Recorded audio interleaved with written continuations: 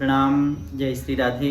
मित्रों, आज हम बात करेंगे महाशिवरात्रि व्रत। जैसे कि आपको मालूम ही है कि आज का जो दिन है या रात है, इस दिन भोलेनाथ का विवाह हुआ था। लेकिन जो इसकी व्रत कथा है वो किसी और प्रकार से है।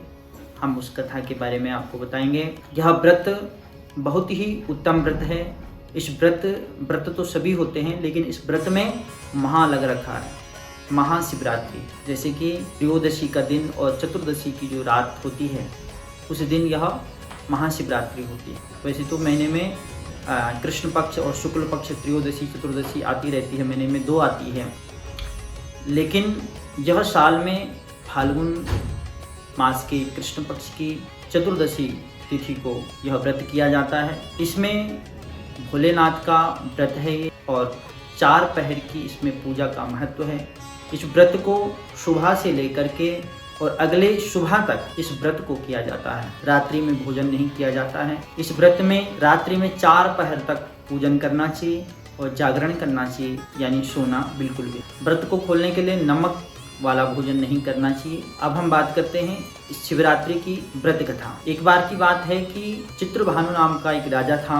वह अपने पिछले जन्म की कथा सुना रहा है कि मैं पिछले जन्म में क्या था। एक बार यह चित्रभानु पिछले जन्म में शिकारी था और इसने किसी साहूकार से कुछ उधार लिया था।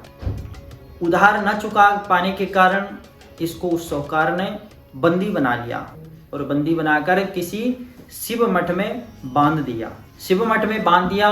कुछ दिनों बाद शिवरात्रि आई और इसने शिवरात्रि के दिन में जो पूजा हुई वह सुनी, जो कथा हुई वह सुनी, और किसी कारण से साहूकार का मन में कुछ आया और इसको अपने पास बुलाया और कहा कि अब बताओ तुम मेरा जो पैसा लिया है कब दोगे। तो इसने साहूकार को कहा मैं आपको कल या परसों तक आपका जो धन लिया है उसको मैं लौटा दूंगा। ऐसा वचन इसने साहूकार को दिया और साहूकार का भी मन बदल रखा था और उसने इसको बंधन से मुक्त कर दिया। यह भूखा प्यासा भी था।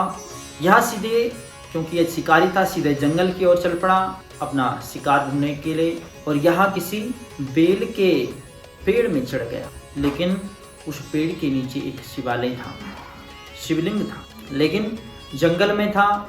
उन पत्तों के कारण से, घास फूस से वो ढक गया था, लेकिन इसको कोई पता नहीं था। इसने धनुष लेकर के उस पेड़ पे चढ़ गया और चढ़ते ही कुछ पत्तों को इसने तोड़ करके अपने लिए जगह बनाई और वहाँ पे बैठ गया। इसने देखा कुछ ही समय में, रात्रि का प्रथम पहर में, एक हिरनी वहाँ से जा रही।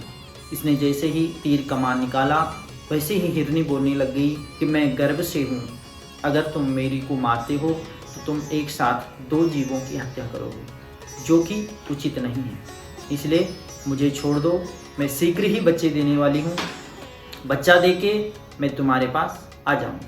और इस बात को सुन करके इस शिकारी के मन में भी आया और इसने अपना तीर कमान वापस रखते ही उसके उन तीरों से कुछ पत्ते नीचे गिर गए, जो कि सीधे भोलेनाथ पे गिर गए, जिससे इसकी प्रथम पहर की पूजन भगवान ने स्वीकार कर लिया।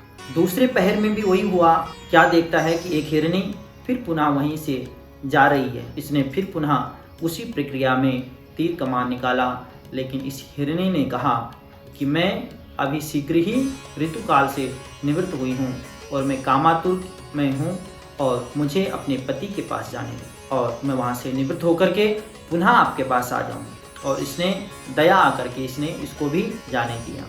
तीर कमान वापस रखते ही इसके हाथों से या उन तीरों से कुछ न कुछ पत्ते नीचे गिर रहे थे, जिससे इसकी दूसरे पहर की भी पूजा स्वीकार हो गई। तीसरे पहर में एक हिरनी फिर वहां से जा रही, जो कुछ बच्चों के झुंड के साथ जा रही थी। जैसे ही इसने तीर कमान निकाला तो यह हिरनी भी बोलने लगी कि मेरे साथ बच्चे हैं, मैं इन बच्चों को इसके पिता के हवाले कर देती हूँ, उसके बाद पुनः वापस आ जाऊंगी, फिर तुम मुझे मार लेना। इसने फिर पुनः तीर कमान वापस रख दिया और उस समय भी कुछ पत्ते बेलपत्र के गिरे, जो कि भोलेनाथ पे, और इसकी तीसरे पहर की पूजा भी भगवान को स्वीकार हो गई। चौथे पहर में वहां से एक हिरन जा रहा था। जैसे ही हिरन इसने देखा, इसने फिर तीर कमान निकाला और इसने कहा कि तूने मेरे जो 3 हिरनियाँ यहाँ से गई, क्या तुमने उनको मारा है तो मुझे भी तत्काल मार दे, अगर नहीं मारा तो प्लीज़ मुझे जाने देना, मैं उनसे मिल कर के फिर आपके पास आ जाऊँगा। और इसने फिर अपना तीर कमान वापस रख दिया और इसका मन भी परिवर्तन हो गया। इसके मन में सद्भाव की भावना आ गई और इसने उसको जाने दिया।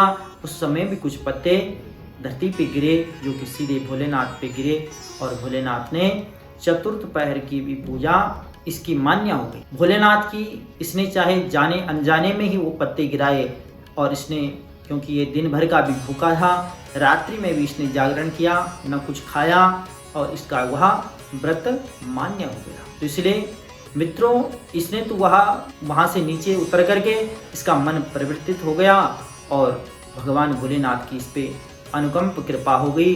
समय आने पे जब इसकी मृत्यु हुई तो उस समय यमदूत आए, लेकिन उसी समय शिव जी के दूत भी आ गए और उन्होंने यमदूतों को वापस भेज दिया और शिव गणों के साथ इसको स्वर्ग लोक ले जाया गया। इस प्रकार से यहाँ चित्रभानु नाम का राजा अपनी इस पूर्व जन्म की कथा सुना रहा है कि पिछले जन्म में मैं एक शिकारी था, मैंने भूलवश समझ लो जाने अनजाने में मेरे से व्रत हो गया और जो मैं शिकार खेलने गया था और जाने अनजाने में मेरे से 4 पहर तक जो बेलपत्र होते हैं वो चढ़ते गए भोलेनाथ पे, जिससे भोलेनाथ प्रसन्न हो गए और आज मैं एक राजा हूँ। तो कहने का भाव यही है कि जब उस चित्रभानु नाम का जो राजा है और यह पिछले जन्म में शिकारी था, इसने कई जीवों की हत्या की थी, इतना पापी होते हुए इसने जाने अनजाने में ही इससे व्रत हो गया और बेलपत्र भोलेनाथ पे चढ़ा दिए।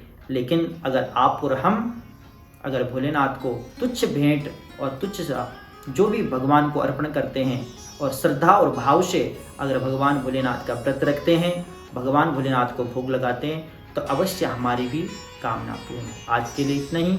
जय श्री राधे, प्रणाम।